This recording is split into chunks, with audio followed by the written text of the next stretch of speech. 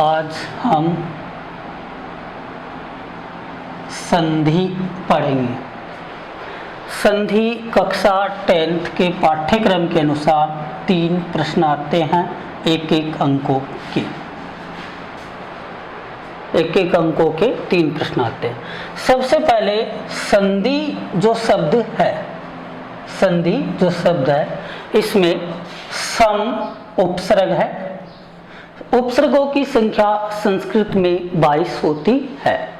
उसके बाद धातु है और की प्रत्यय है।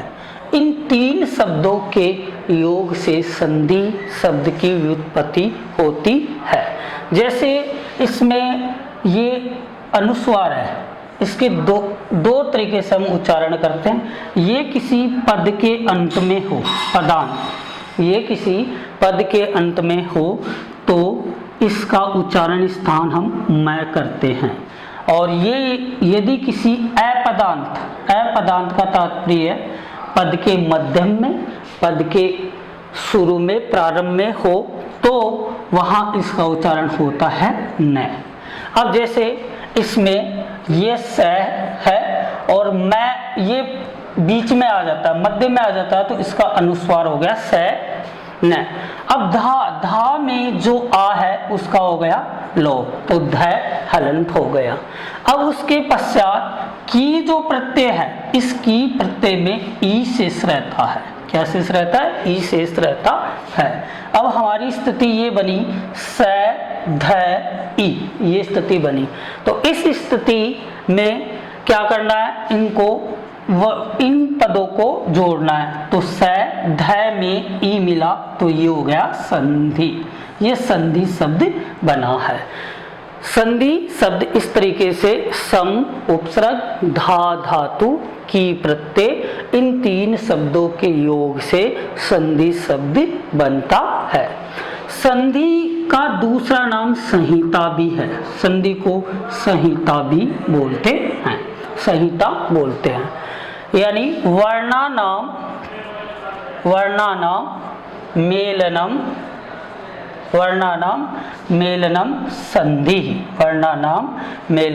संधि, यानी वर्णों के मेल को संधि कहते हैं। वर्णों के मेल को संधि कहते हैं। इस तरीके से ये संधि शब्द की उत्पत्ति होती है।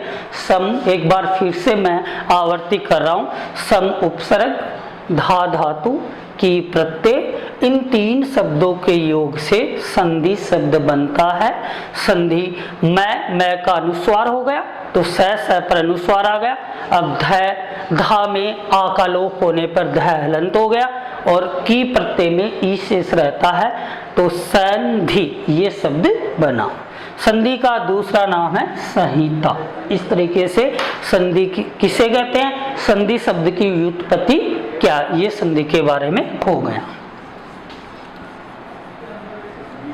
अब इसके बाद आगे चलते हैं। संधि जो है हमारे प्रकरण, वो कक्षा 6, 7, 8, 9 और 10, कक्षा 6 से लेकर 10 तक संधि चलती है। तो इनमें सभी में समान रूप ही है। अब संधि के भागों का वर्णन करते हैं कि संधि कितने प्रकार की होती है, संधि किसे कहते हैं, वो हम इससे पहले हमने पढ़ा, वो संधि शब्द की व्युत्पत्ति थी। अब संधि शब्द, तो इसमें पर सनिकर्ष है, पर सनिकर्ष है, संहिता, पर सनिकर्ष है, संहिता, ये शब्द, ये संधि की परिभाषा है। यानी वर्णानाम मेलनम संधानम वा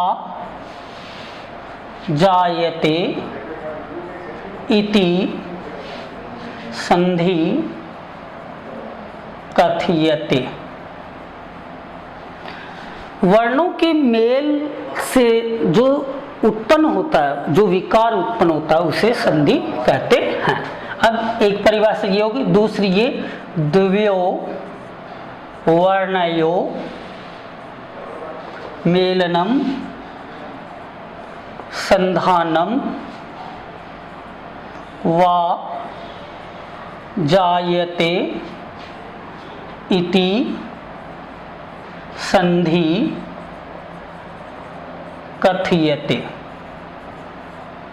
इति संधि कथयते। दो वर्णों के मेल से, दो वर्णों के मेल से जो विकार उत्पन्न होता है, जो जोड़ उत्पन्न होता है, जो मेल होता है, उसे संधि कहते हैं।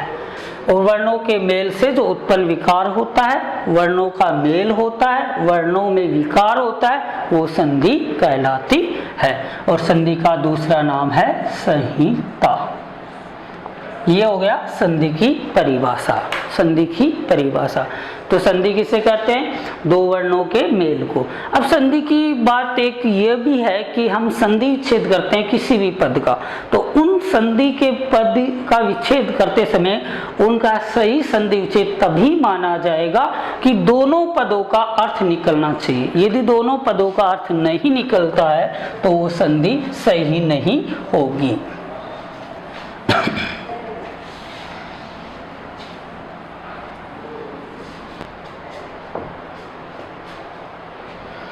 अब संधि के प्रकार।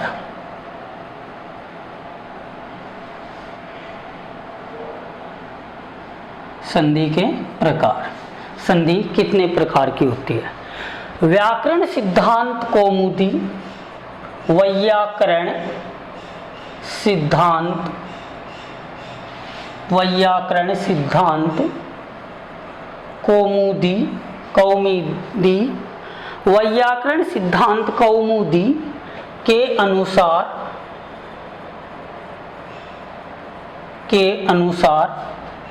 संधि के 5 भेद होते हैं। वैयाकरण सिद्धांत कौमुदी के अनुसार संधि के 5 भेद होते हैं। अच संधि,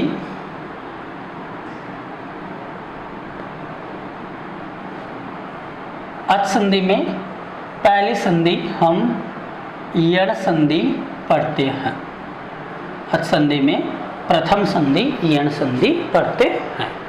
यण संधि में इस संधि का सूत्र है इको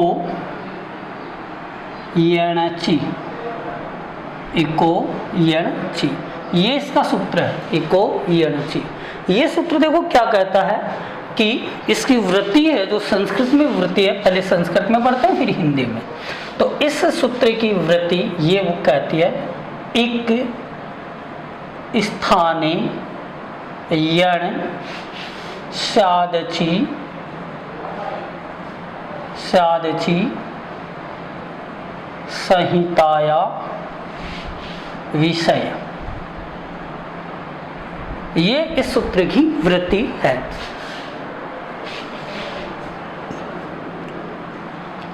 इक स्थाने यण स्यादचि संहिताया विषय, ये इस संधि की वृत्ति हो गई कि इको यण जी। ये सूत्र क्या करता है, इस सूत्र से क्या होता है, कैसे होता है, इसकी वृत्ति में बताया गया है कि इक स्थाने, इक स्थाने स्थान पर, इक के स्थान पर यण, यण स्यात होता है, स्यात होता है।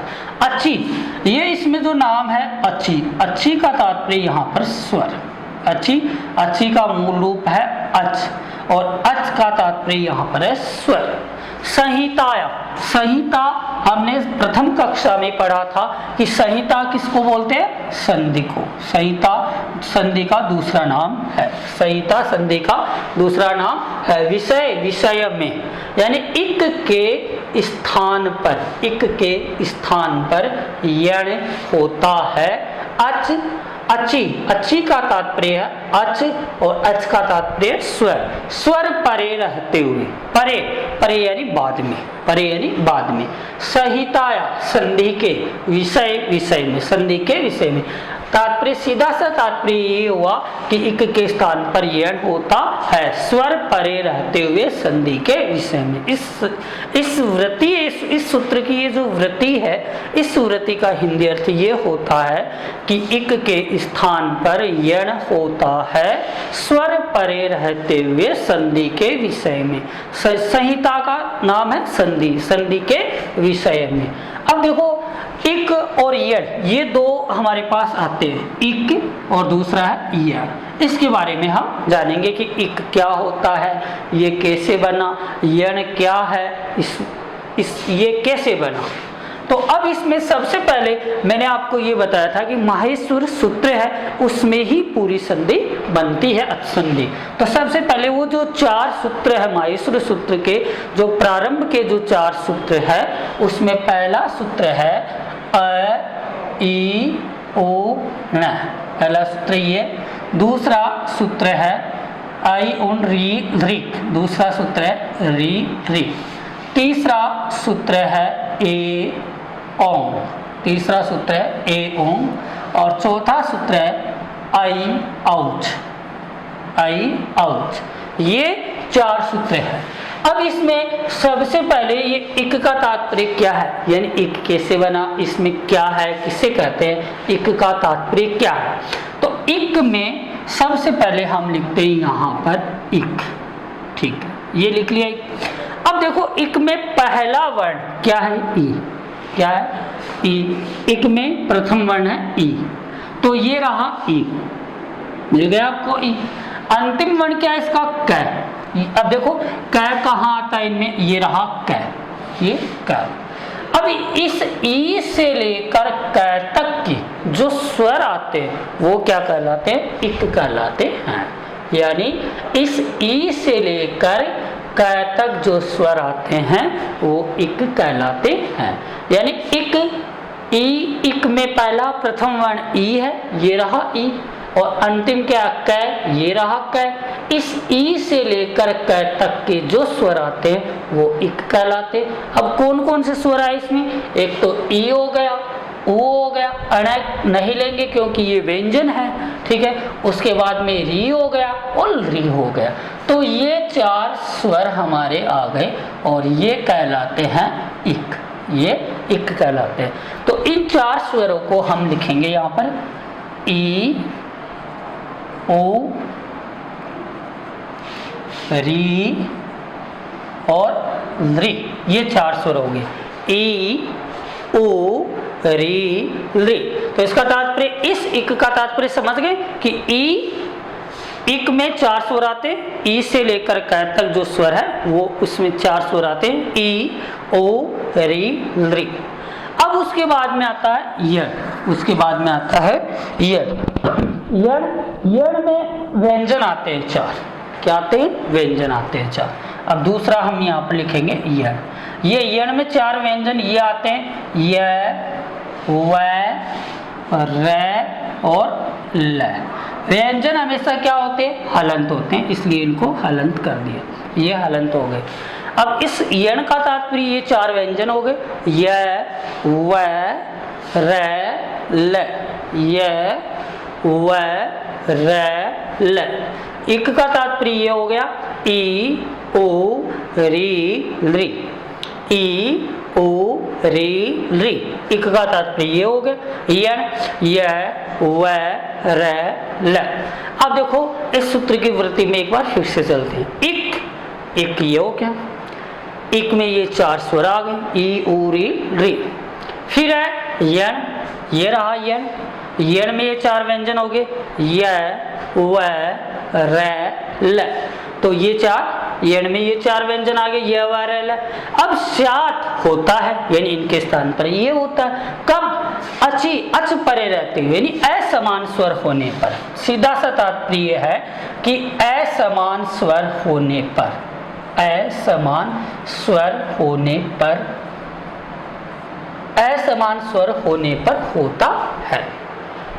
अब देखो अच संधि में यण संधि है, इक के स्थान पर यण होता है, कब होता है, इनके सामने, किनके सामने, ई, ऊ, री, री के सामने असमान स्वर हो तो इनके स्थान पर यण, यण का तात्पर्य य व र ल हो जाता है।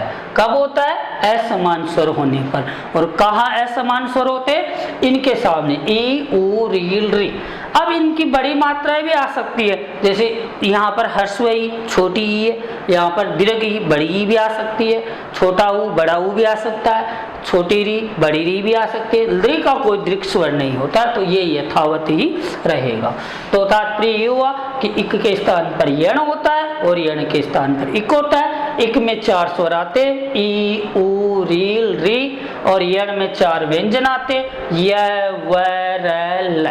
ये हो गए हमारे इस जो यण संधि का जो सूत्र है, को यण ची, इस सूत्र की ये वृत्ति है। और इस सूत्र में जो बातें बताई गई है उसका खंडन ये है कि इनके स्थान पर ये होता है। तो अब हमें इसको एक सारणी के माध्यम से समझ लेंगे। मैं एक सारणी बना देता हूँ, इस सारणी के माध्यम से समझ लेंगे कि ये रहा इस तरीके से।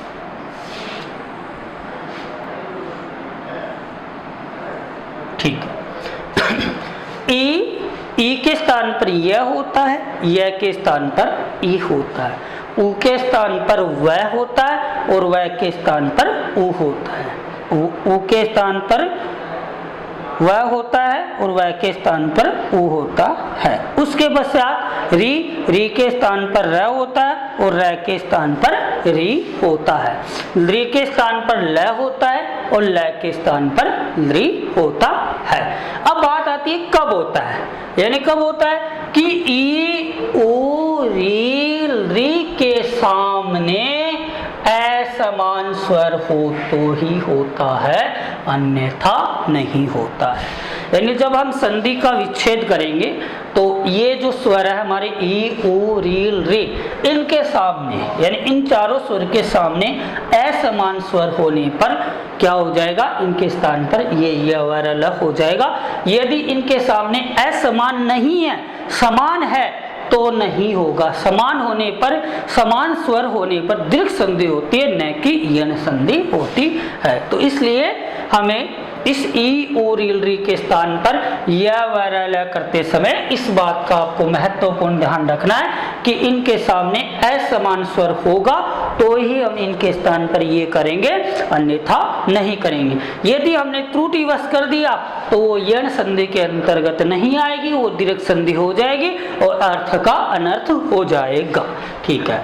अब य व र ल, यानी य के स्थान पर ई, य के स्थान पर ई, व के स्थान पर उ, र के स्थान पर री और ल के स्थान पर री होता है। कब होता है?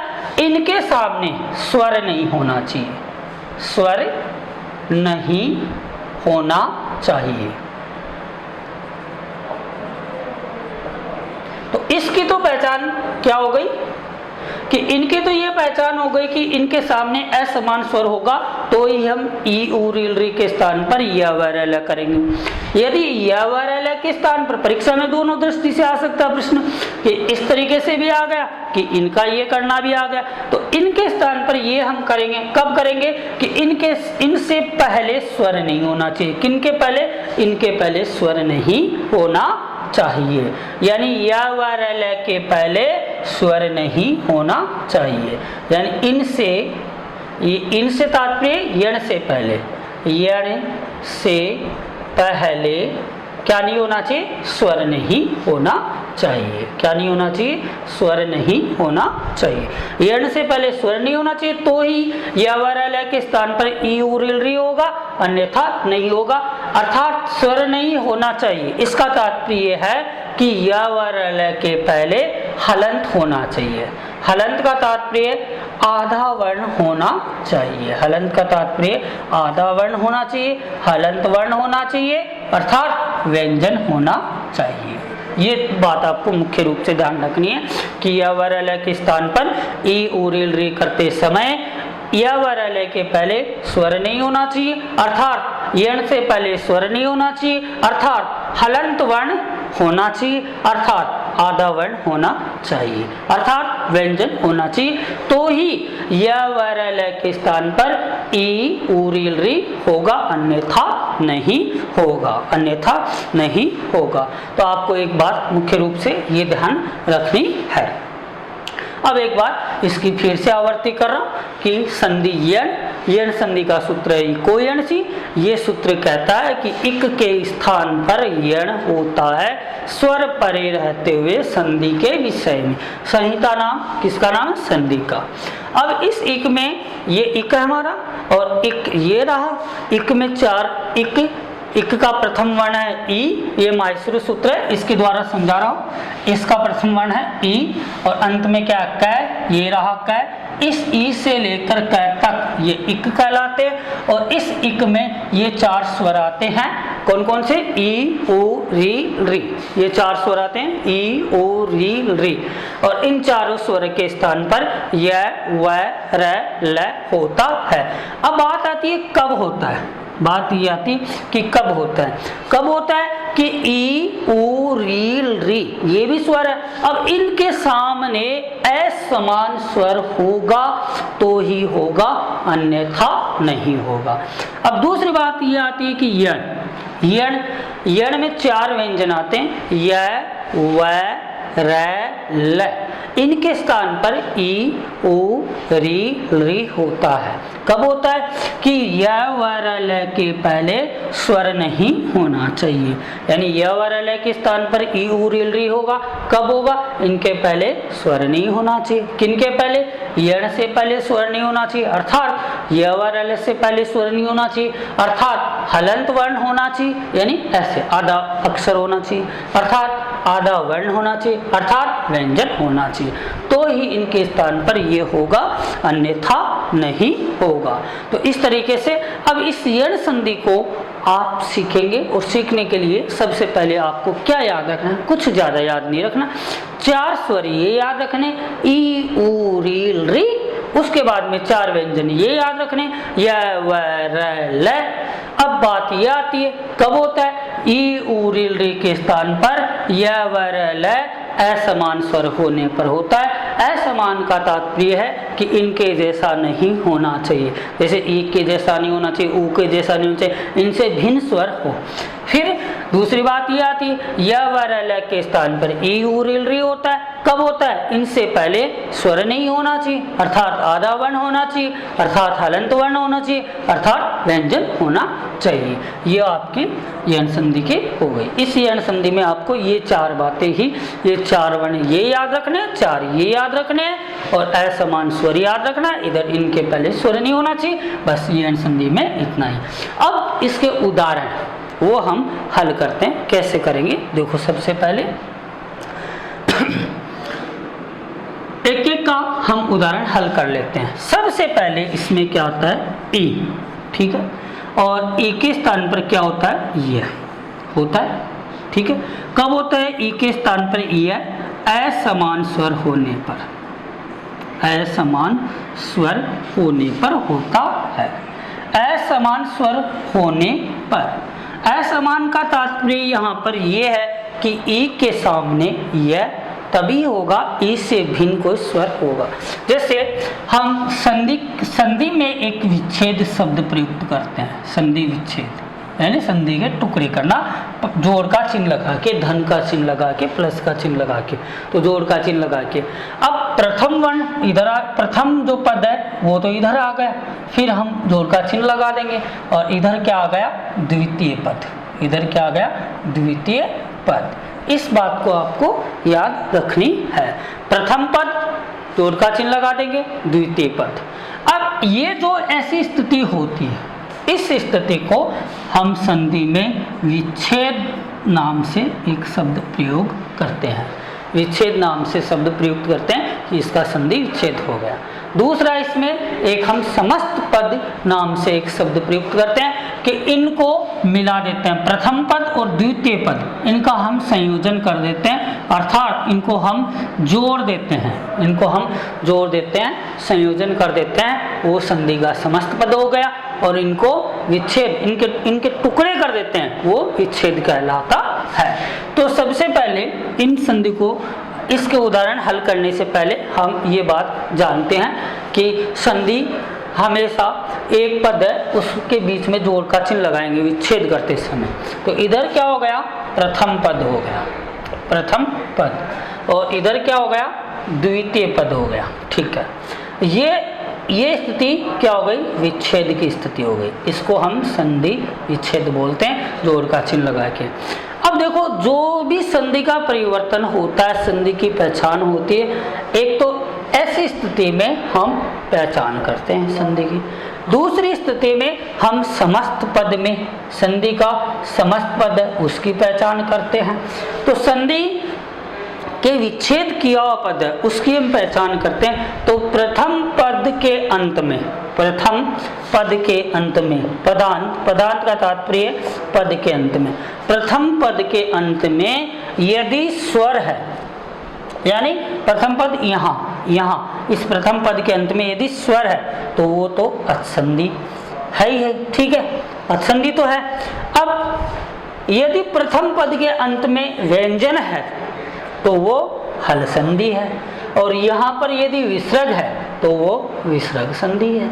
तो इस तरीके से इनकी पहचान करनी कैसे, कि प्रथम पद के अंत में स्वर है तो वो स्वर संधि है, प्रथम पद के अंत में हल अर्थात व्यंजन है तो वो हल संधि व्यंजन संधि है, प्रथम पद के अंत में विसर्ग है तो वो विसर्ग संधि है, तो वो विसर्ग संधि है। इस तरीके से हम ये संधि पढ़ेंगे। तो संधि का जो ये इनके जो उदाहरण हल करेंगे, इन नियमों के अनुसार हम उदाहरण हल करते हैं। तो इस तरीके से ही करेंगे, सबसे पहले प्रथम पद, उसके बाद द्वितीय पद। संधि विच्छेद करते समय इन दोनों के बीच में जोड़ का चिन्ह लगा देते हैं। प्रथम पद और द्वितीय पद संधि विच्छेद करते समय ये जोड़ का चिन्ह लग जाता है, जोड़ का चिन्ह लगाते हैं। तो इस प्रथम पद के अंत में यदि स्वर है तो वो स्वर संधि है, अचसंधि है। इस प्रथम पद के बाद यदि हल है, व्यंजन है तो वो हल संधि कहलाती है, और यदि विसर्ग है तो विसर्ग संधि कहलाती है। अब इसके आगे हम इनके उदाहरण हल करते हैं।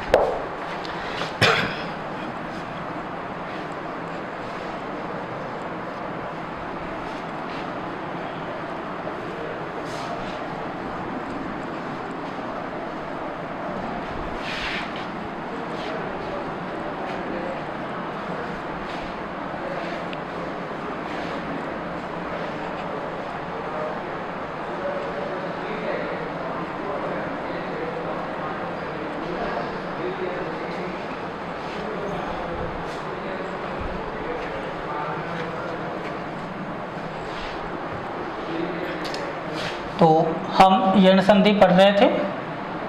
यण संधि में एक बार फिर से इस सारणी को लिख रहा हूँ। इक, य, ई, उ, री, लृ। फिर है यण, य, व, र और ल।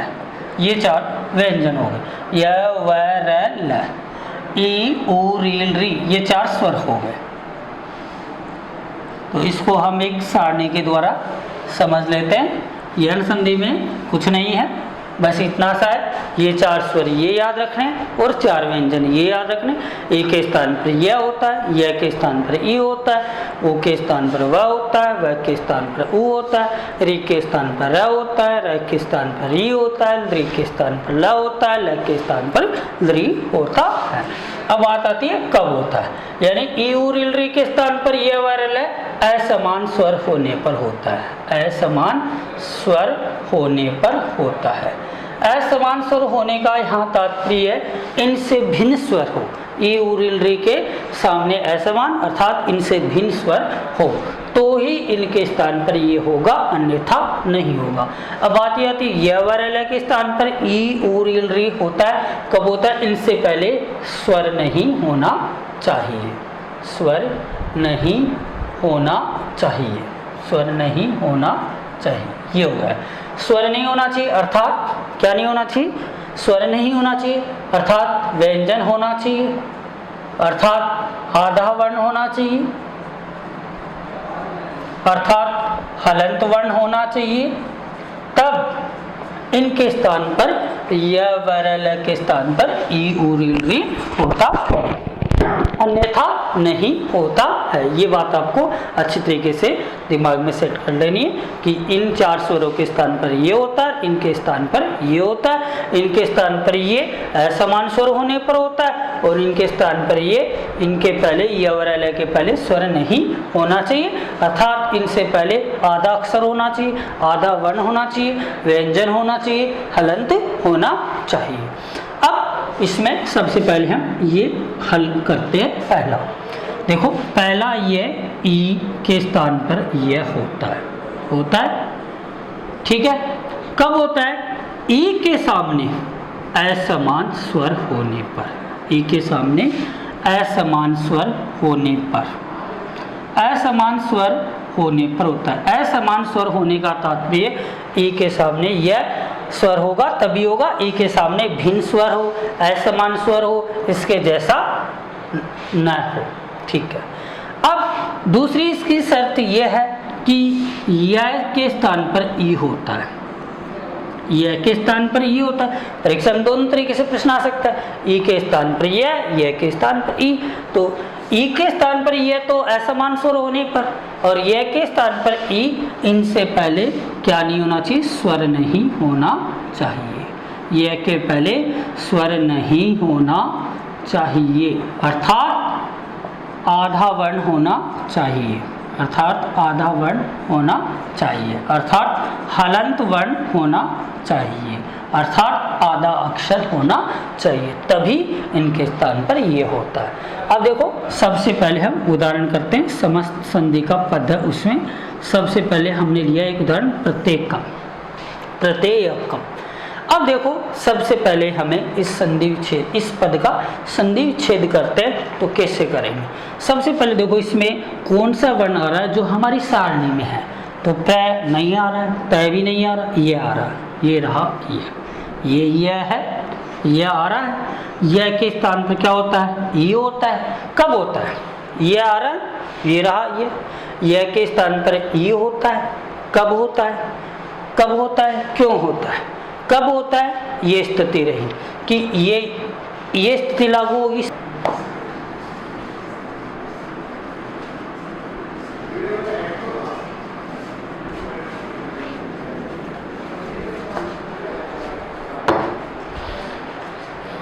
सबसे पहले यण संधि में इक, ई, उ, रील, री, ये चार स्वर, उसके पश्चात यण, यण में चार व्यंजन हो गए, य, व, र, ल। ई, उ, रील, री के स्थान पर य, व, र, ल होता है। कब? इनके सामने असमान स्वर हो। असमान स्वर का तात्पर्य यहाँ पर है कि इनके जैसा ना हो, इनसे भिन्न स्वर हो, तो ही इनके स्थान पर यह होगा, अन्यथा नहीं होगा। अब दूसरा आता है ये यण, यण आता है। यण में ये चार व्यंजन हो गए, य, व, र, ल। इनके स्थान पर ये होता है ई, उ, री, री। इनके स्थान पर ये ई, उ, री, री होगा। इनके पहले स्वर नहीं होना चाहिए। स्वर नहीं होने का तात्पर्य है कि इनके पहले व्यंजन हो, इनके पहले व्यंजन होना चाहिए, अर्थात इनके पहले आधा अक्षर होना चाहिए, आधा अक्षर होना चाहिए, अर्थात आधा वर्ण हो, तभी इनके स्थान पर ये होता है, अन्यथा नहीं होता। एक बार फिर से आवर्ती कर रहा हूं। ई के स्थान पर यह के स्थान पर ई, उ के स्थान पर व के स्थान पर उ, री के स्थान पर र के स्थान पर री के स्थान पर ल के स्थान पर री। कब होंगे? इनके पहले य व र के पहले स्वर नहीं होना चाहिए, तो ई, उ, री, री हो जाएगा, और ई, उ, री के स्थान पर य व र होगा। कब होगा? इनके पहले स्वर नहीं होना चाहिए इसमें, और इसमें असमान स्वर हो तो ही इनके स्थान पर ये होता है, अन्यथा नहीं होगा। अब सबसे पहले इसमें ये आता है, ये पढ़ते हम ई और यह वाला, यानी ई के स्थान पर यह होता है और य के स्थान पर ई होता है। ई के स्थान पर य होता है, य के स्थान पर ई होता है। ई के स्थान पर य असमान स्वर होने पर होता है और य के स्थान पर ई, य से पहले स्वर नहीं होना चाहिए अर्थात व्यंजन होना चाहिए, अर्थात आधा अक्षर होना चाहिए, आधा वर्ण होना चाहिए, तभी य के स्थान पर ई होगा, अन्यथा नहीं होगा। अब देखो उसके बाद पहला ये लेते हैं ई। ई के स्थान पर क्या होता है? ये स्थिति हो गई पहली, ठीक है। ई के स्थान पर यह होगा कब? असमान स्वर होने पर, असमान स्वर होने पर, असमान स्वर होने पर, ठीक है। ई के स्थान पर यह होगा, हलंत है ये यहाँ भी हलंत है। ई के स्थान पर यह असमान स्वर होने पर, यानी इससे भिन्न स्वर हो, इसके जैसा न हो। उसके पश्चात आता है यह के स्थान पर ई होता है, यह के स्थान पर ई होता है। कब होता है? यह के पहले, यह से पहले क्या नहीं होना चाहिए? स्वर नहीं होना चाहिए, स्वर नहीं होना चाहिए, स्वर नहीं होना चाहिए, अर्थात व्यंजन होना चाहिए, अर्थात व्यंजन होना चाहिए, अर्थात आधा अक्षर, अर्थात आधा वर्ण ये होना चाहिए, तभी यह के स्थान पर ई होता है। अब हम इसका उदाहरण हल करते हैं। सबसे पहले एक उदाहरण लेते हैं, प्रत्येकम। प्रत्येकम, अब इसमें देखो सबसे पहले इस पद की, इस संधि के पद की हमें पहचान करनी है। तो वो हमें किस तरीके से करनी है कि यह देखो, इसमें जो हमारी यण संधि की जो सारणी है, इसमें ऐसा कौन सा वर्ण है जो हमारे पद के अंदर है? तो पद के अंदर है यह है, ये रहा यह। अब देखो ये आने से ही ये संधि नहीं हुई कि कब होना चाहिए, क्यों होना चाहिए, तभी इसका उदाहरण निश्चित होगा, अन्यथा नहीं होगा। तो सबसे पहले हमने यह देख लिया कि यह है। अब इस यह के स्थान पर क्या होता है? ई। क्या होता है? यह के स्थान पर ई होता है। कब होता है? यह से पहले स्वर नहीं होना चाहिए। तो देखो यह से पहले स्वर है क्या? नहीं है। ये तय आधा है, आधा तय है, हलंत अक्षर है, आधा वर्ण है, आधा अक्षर है, आधा अक्षर है। तो इस यह के स्थान पर ई हो सकता है। यदि ये पूरा हो तो नहीं होगा। यण संधि में यदि ये अक्षर पूरा होता है तो उसके स्थान पर ये वर्ण नहीं हो सकता है। तो इसके लिए सर्वप्रथम मुख्य बात यही है कि इनसे पहले स्वर नहीं होना चाहिए, आधा वर्ण होना चाहिए, आधा अक्षर होना चाहिए। अब देखो आगे चलते हैं, इसका विच्छेद करते हैं संधि का। तो सबसे पहले प्रय लिखो, प्रय में कोई परिवर्तन नहीं हुआ, ठीक है। उसके बाद में तय, आधा तय हमने लिख लिया। अब क्या आ रहा है? यह आ रहा है। अब देखो यह के स्थान पर क्या होता है? ई होता है। यह के स्थान पर क्या होता है? ई होता है। अब कब होता है कि यह के स्थान पर ई, यह से पहले स्वर नहीं होना चाहिए। तय में स्वर नहीं है तो इस यह के स्थान पर क्या आ गया? ई आता है, ठीक है। तो ई उसी में मिलेगा जिसमें स्वर नहीं है। तो स्वर तय में नहीं है, तो तय में ई मिला, तो ये हो गया प्रति। क्या हो गया? प्रति हो गया। तो प्रति। अब जहाँ वर्णों का परिवर्तन हो जाता है, जहाँ वर्णों का परिवर्तन हो जाता है वहाँ हम जोड़ का धन का चिन्ह लगा देते हैं। जहाँ वर्णों का परिवर्तन हो जाता है वहाँ हम जोड़ का चिन्ह लगा देते हैं।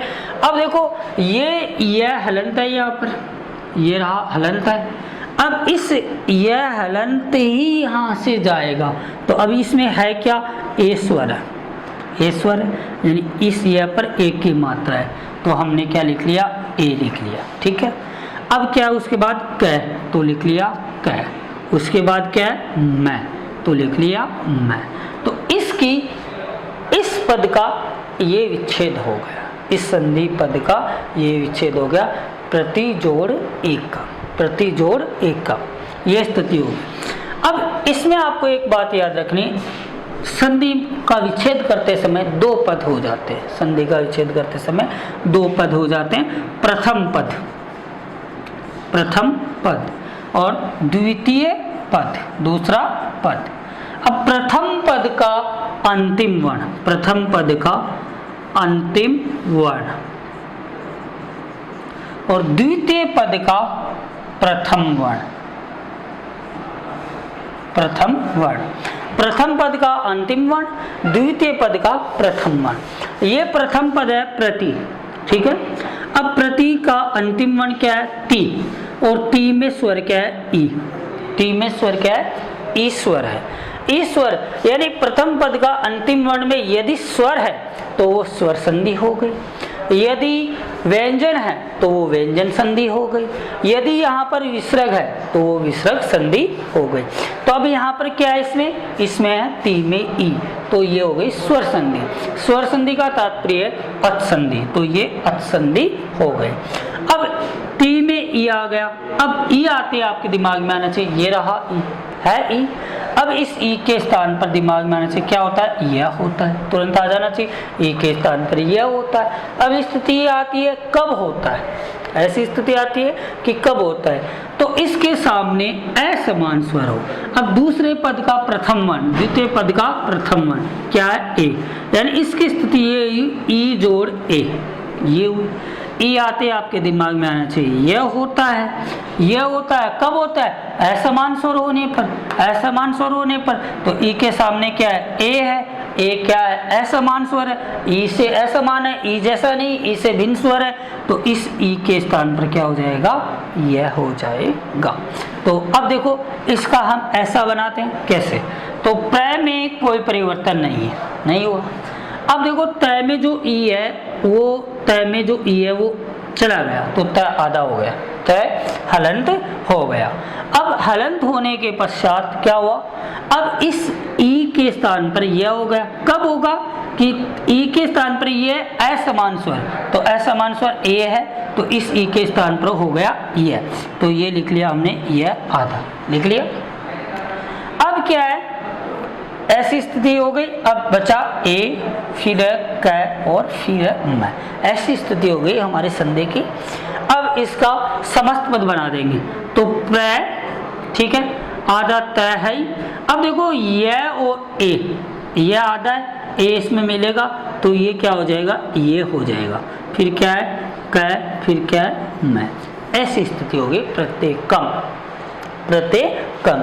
तो इसका, इस प्रत्येकम का ये बना, ठीक है, और इसका ये बना। कैसे बना? अच्छे तरीके से क्लियर। अब एक बार फिर से आवर्ती कर रहे हैं, केवल हम यण संधि में ये पढ़ रहे हैं एक बार, ठीक है। एक बार फिर से देख रहे हैं कि ई के स्थान पर यह होता है असमान स्वर होने पर, ठीक है। यह के स्थान पर ई होता है, यह से पहले स्वर नहीं होना चाहिए, यह से पहले स्वर नहीं होना चाहिए, अर्थात आधा अक्षर हो, अर्थात आधा वर्ण हो। अब हमने ये दो इस एक सारणी के द्वारा लिख लिया कि ई और यह और ई, क्योंकि ई के स्थान पर यह होता है और यह के स्थान पर ई होता है। ई के स्थान पर यह कब होता है? असमान स्वर होने पर, यानी दूसरे पद का प्रथम वर्ण ये रहा, तो असमान स्वर होने पर ही ई के स्थान पर यह होता, अन्यथा नहीं होता, ठीक है। अब दूसरा है यह हलंत है, यह हलंत के स्थान पर ई होता है, कब होता है? यह से पहले स्वर नहीं होना चाहिए, यह से पहले स्वर नहीं होना चाहिए, अर्थात व्यंजन होना चाहिए, अर्थात आधा अक्षर होना चाहिए, आधा वर्ण होना चाहिए, तो ही यह के स्थान पर ई होगा, अन्यथा नहीं होगा। अब हमने उदाहरण लिया प्रत्येकम, उदाहरण लिया प्रत्येकम। अब प्रत्येकम में देखो प्र है, ठीक है। प्र दो तरीके से लिखते हैं, एक तो ऐसे और एक ऐसे। ये क्या है? अशुद्ध है, ये अशुद्ध है प्र, तो प्र आपको ये सही लिखना है, ठीक है। प्र प्रत्येकम एकम ये हमारे संधि का पद होगा। तो सबसे पहले आप सर्वप्रथम इसकी पहचान कैसे करोगे, तुरंत आपको ये 4 स्वर ई यू रील री और 4 वर्ण ये व्यंजन ये अवैरल है, ई यू रील री के स्थान पर यह अवैरल होता है, कब होता है असमान स्वर होने पर, और यह अवैरल के स्थान पर ई यू रील री होता है। इनसे पहले स्वर नहीं होना चाहिए, इनसे पहले स्वर नहीं होना चाहिए। तो इस प्रकार से ये संधि आते ही आपके दिमाग में तुरंत आना चाहिए ये रहा यह के स्थान पर क्या होता है, दिमाग में आ जाना चाहिए तुरंत ई होता है। अब बात आती है कब होता है संधि के, हमें नियम लगाने हैं। तो यह के स्थान पर ई होता है, यह से पहले क्या नहीं होना चाहिए, स्वर नहीं होना चाहिए। तो यह से पहले देखो स्वर है क्या, नहीं है, तय आधा है। तो अब इसको ऐसे भी आप दूसरे तरीके से भी याद रख सकते हो कि यह वर्ण के पहले आधा वर्ण होना चाहिए, यह वर्ण के पहले हलंत होना चाहिए, यह वर्ण के पहले व्यंजन होना चाहिए, यह वर्ण के पहले व्यंजन होना चाहिए। तो यह वर्ण यह से पहले व्यंजन है, यह से पहले आधा वर्ण है, और यह से पहले स्वर नहीं है। तो नहीं है तो इस यह के स्थान पर क्या हो गया, ई हो गया। तो तय हमने लिख लिया, तो इस यह के स्थान पर ई इसमें लगा दिया,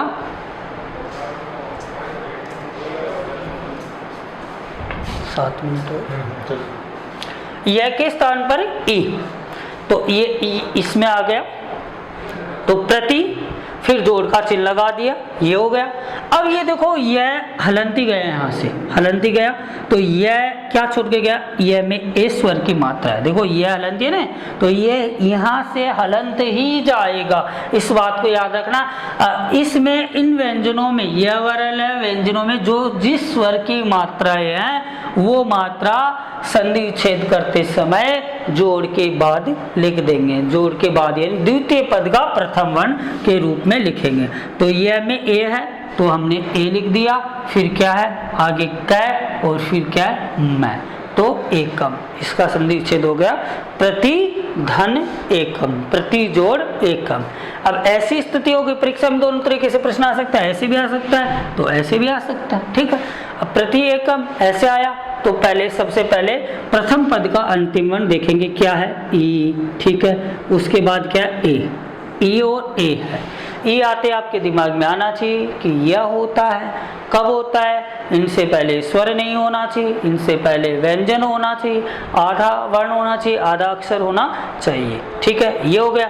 अब ई के स्थान पर यह कब होता है, असमान स्वर होने पर, ई के स्थान पर यह असमान स्वर होने पर होता है। तो ई के सामने ए है, असमान है, इससे भिन्न है, इससे अलग है, इससे अलग है, इससे भिन्न है, इसलिए ये हो गया।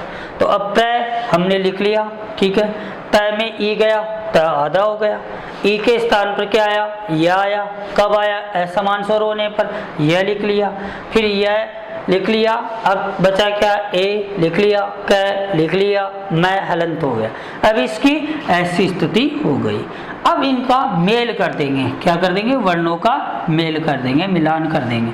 अब प्र है लिख लिया हमने, तय हलंत है तो तय हलंत लिख लिया, फिर यह हलंत और ए स्वर है तो यह में ए स्वर लिखा जाएगा। तो ए स्वर होने पर ये हो गया ये, फिर उसके पश्चात है कै, फिर उसके पश्चात है मैं, तो ये इसके स्थिति हो गई प्रत्येक। तो इसका ये कैसे हुआ, कोई समस्या नहीं होनी चाहिए, बस आपको ये 4 याद रखने, ई ओ रेल रे या वरल, ये इसकी ऐसी स्थिति हो गई। तो संधि का एक किसी भी प्रकार की त्रुटि ना हो, किसी प्रकार की गलती ना हो, एक बात का आपको मुख्य रूप से ध्यान रखना है। संधि में जो हम विच्छेद शब्द प्रयुक्त करते हैं, विच्छेद यानी उसके 2 टुकड़े कर देते हैं, इसके 2 टुकड़े कर देते हैं, इन जोड़ का चिन्ह लगा देंगे।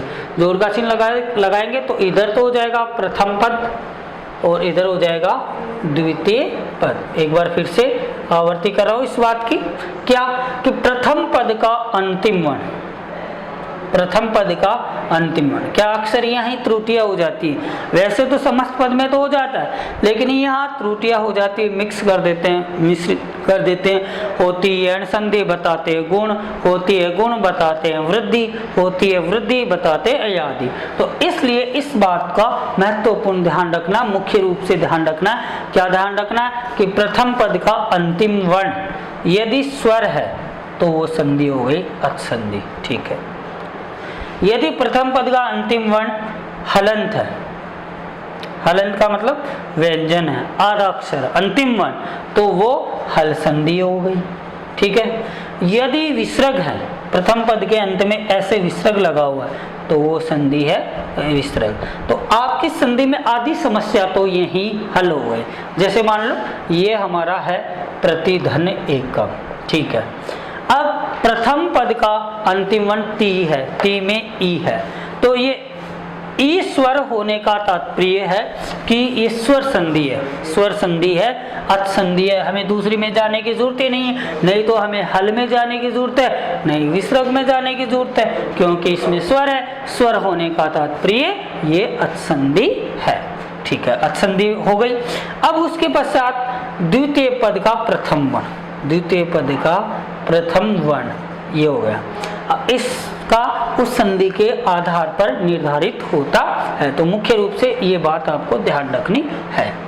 तो ये अंतिम वर्ण वाले में स्वर अच, हलंत हो तो हल, विसर्ग हो तो विसर्ग संधि, इस तरीके से आपको याद रखना है। इस प्रकार से कोई त्रुटि नहीं करनी।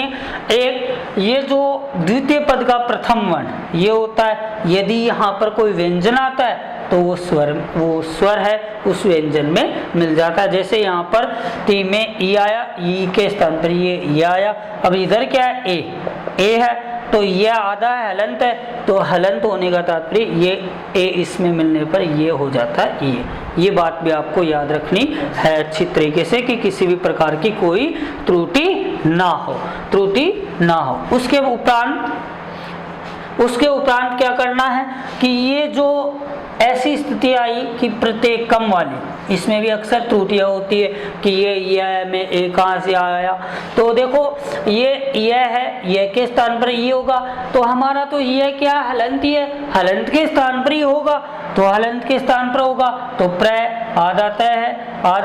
अब जो व्यंजन के स्थान पर जो स्वर आता है वो हमेशा उसी में मिलेगा जिसमें स्वर नहीं है। तो तय में स्वर नहीं है तो इसमें मिल गया, तो ये हो गया प्रति। अब धन का चिन्ह लगा दिया, जोड़ का हमने चिन्ह लगा दिया। अब देखो ये हलंत गया तो इसमें स्वर क्या है, यानी ये अलग से देख लेते हैं, ये क्या है, ये कैसे बना, ये आधा और ए, तभी तो बना ये। तो इसलिए इसमें स्वर क्या आ गया, ए आ गया। फिर उसके बाद में क्या है, का आ गया, फिर क्या है, मा आ गया। तो प्रति धन एकम, ऐसी स्थिति हो गई, प्रति धन एकम। ये इसकी ऐसी स्थिति हो गई, ये ऐसी स्थिति हो गई। तो बच्चों ये पहला हमारा ये है, ये अच्छी तरीके से आपको समझा दिया गया, इस तरीके से आपको करना।